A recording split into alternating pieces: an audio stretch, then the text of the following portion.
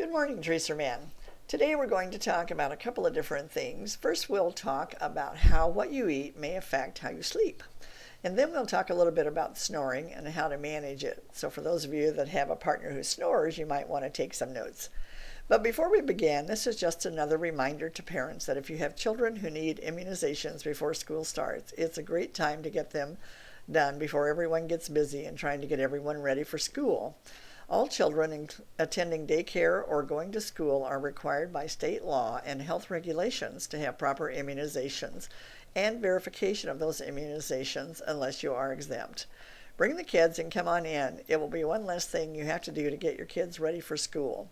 Right now is the perfect time. There's no waiting. Immunizations are available at the health department from 8:30 to 11:30 and 1 to 4 Monday through Friday. No appointments are necessary. So see you soon. Now let's talk about how what you eat may affect how you sleep. There was a time in my life when nothing interfered with my sleep. Unfortunately, as the years have gone by, I've struggled at times with some sleepless nights, and I assume that many of you have as well. If you could pick the right foods to help you get the best sleep possible, wouldn't you want to do that? And if you knew which foods would hinder your restful slumber, wouldn't you avoid them? Here's a few tips to let you think about what foods that you should eat before bedtime to guarantee or at least assume a better night's sleep. First, reach for tryptophan-rich foods. We've all heard of warm milk's magical ability to send us off to dreamland. Do you know why that's true? Dairy foods contain tryptophan, which is a sleep-promoting substance. Other foods that are high in tryptophan include nuts and seeds, bananas, honey, and eggs, so you might consider that for a snack. Next, you want to indulge your craving for carbs. Carbohydrate-rich food complement dairy foods by increasing the level of sleep-inducing tryptophan in the blood. So a few perfect late-night snacks to get you snoozing might include a bowl of cereal and milk, yogurt and crackers, or bread and cheese. Next, you want to maybe have a snack before bedtime. If you struggle with insomnia, a little food in your stomach may help you sleep. But don't use this as an option or an open invitation to pig out. Keep the snacks small. A healthy meal will tax your digestive system, making you uncomfortable and unable to get soothing Z's. Put down the burger and fries. As if you needed another reason to avoid high-fat foods, research shows that people who often eat high-fat foods not only gain weight, they also experience a disruption in their sleep cycles. A heavy meal activates digestion, which can lead to nighttime trips to the bathroom, sure to keep you up. Beware of hidden caffeine. It's no surprise that an evening cup of coffee might disrupt your sleep. Even moderate caffeine can cause sleep disturbances. But don't forget about less obvious caffeine sources like chocolate, cola, tea, and decaffeinated coffee. For better sleep, cut all caffeine from your diet at least 4 to 6 hours before bedtime. Next, you want to think about the medications that you take. Some over-the-counter and prescription drugs contain caffeine too, such as pain relievers, weight loss pills, diuretics, and cold medicines. These and other medications may have as much or even more caffeine than a cup of coffee. Check the label on non-prescription drugs or the prescription drug information sheet to see if your medicine interferes with sleep or can cause insomnia. Next, you want to skip the nightcap. Here's the catch-22 with alcohol. It may help you fall asleep faster, but you may experience frequent awakenings, less restful sleep, headaches, night sweats, and even nightmares. If you're consuming alcohol in the evening, balance each drink with a glass of water to dilute the alcohol effects. For a good night's sleep, the best bet is to avoid alcohol for 4 to 6 hours before bedtime. Next, you want to beware of heavy, spicy foods. Lying down with a full tummy can make you uncomfortable since the digestive system slows down when you sleep. It can also lead to heartburn, as can spicy cuisine. Make sure to finish a heavy meal at least 4 hours before bedtime to avoid a sleepless night. You might also want to keep the protein to a minimum at bedtime. Sorry, Atkins folks. Protein, an essential part of your daytime fare, is a poor choice for a bedtime snack. Protein-rich foods are harder to digest, so skip the high-protein snack before bedtime and opt for a glass of warm milk or some sleep-friendly carbs like crackers. Next, you want to cut the fluids by 8 p.m. Yes, staying hydrated during the day is great for your body, but curtail your fluid intake before bed. You're sure to have interrupted sleep if you're constantly getting up to go to the bathroom. And finally, don't be fooled by a relaxing smoke. Nicotine is a stimulant with effects similar to caffeine. Avoid smoking before bedtime, and especially if you wake up in the middle of the night. Now is not the time for a smoke. I hope these few tips will help you. Let's take a break here, Tracerman, and when we come back, I'll have some information to share with you about snoring and how to manage it.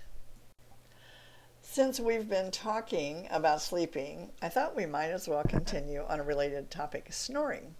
I know that snoring can be a problem for many people, and I'm sure that many of you out there have a personal experience with someone who snores. So maybe this information will be a little helpful. Weight loss, lifestyle changes, and sleep positions can lead to quieter nights for those dealing with snoring or sleep apnea.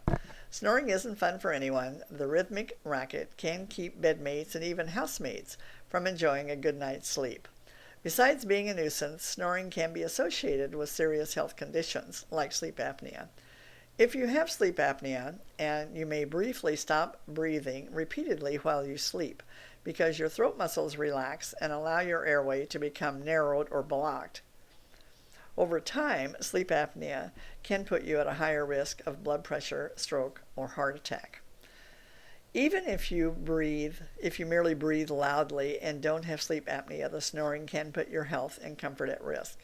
What you notice when we do sleep studies on people is sometimes they snore, then they see a brief awakening in the brain.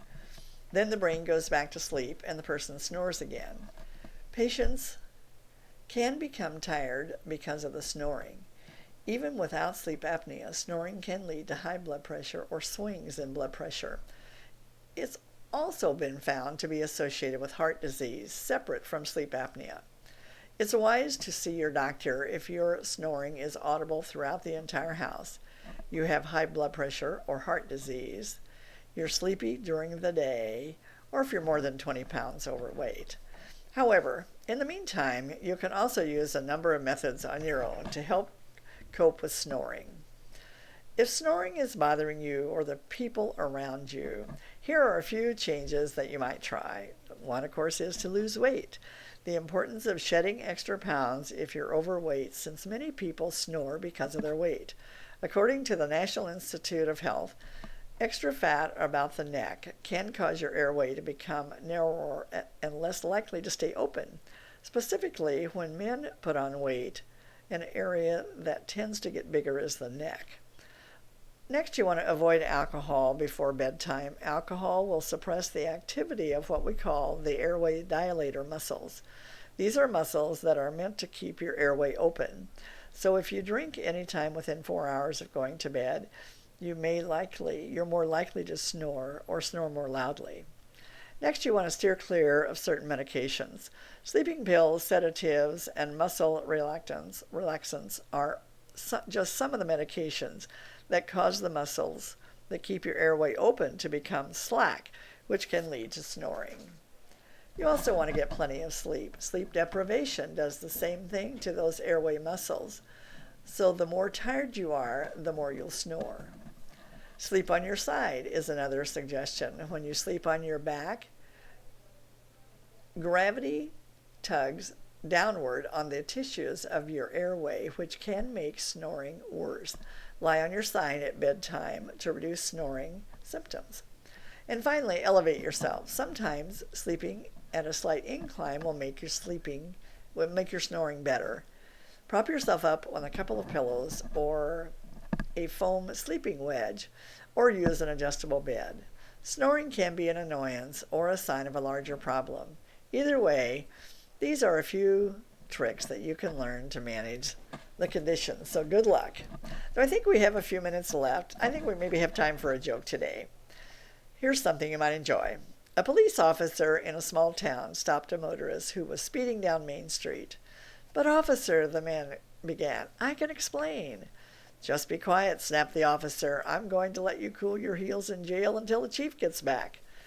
"But, officer, I just wanted to say—" "And I said to keep quiet. You're going to jail." A few hours later, the officer looked in on his prisoner and said, "Lucky for you, the chief is at his daughter's wedding. He'll be in a good mood when he gets back." "Don't count on it," answered the fellow in the cell. "I'm the groom." So that's it for today. I'm going to borrow a little quote from Robin here and say until next week, be kind to one another, be happy, and stay healthy.